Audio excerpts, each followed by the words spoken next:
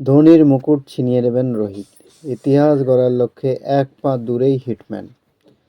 ভারত বনাম আফগানিস্তানের মধ্যে 3টি টি-20 ম্যাচ অনুষ্ঠিত হবে।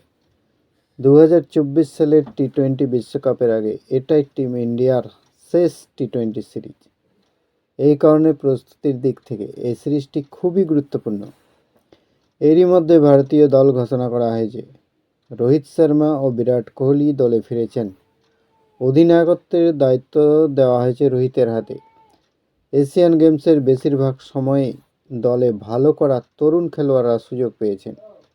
এই সিরিজে ভারতের সেরা টি-20 অধিনায়ক হতে পারেন রোহিত।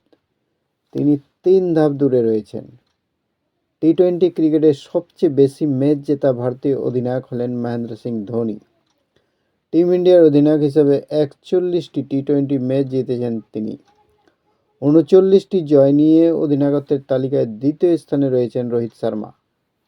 এখন ভারত যদি আফগানিস্তানের বিরুদ্ধে 3-0 ব্যবধানে সিরিজ জিতে নেয়, তাহলে রোহিত অধিনায়ক হিসেবে 42টি টি-20 ম্যাচ জিতবেন এবং এইভাবে তিনি ভারতের সবচেয়ে সফল টি-20 অধিনায়ক হয়ে যাবেন।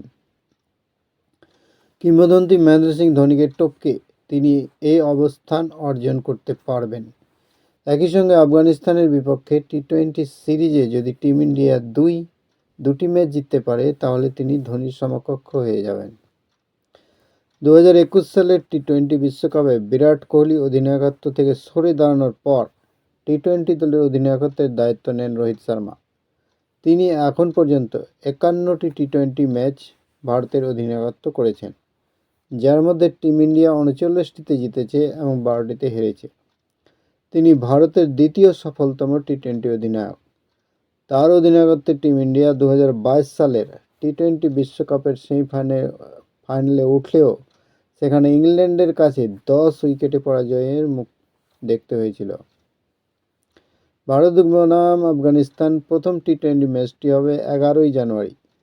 আগামী 14 জানুয়ারি ইন্দোরের হলকার স্টেডিয়ামে অনুষ্ঠিত হবে সিরিজের দ্বিতীয় টি-20।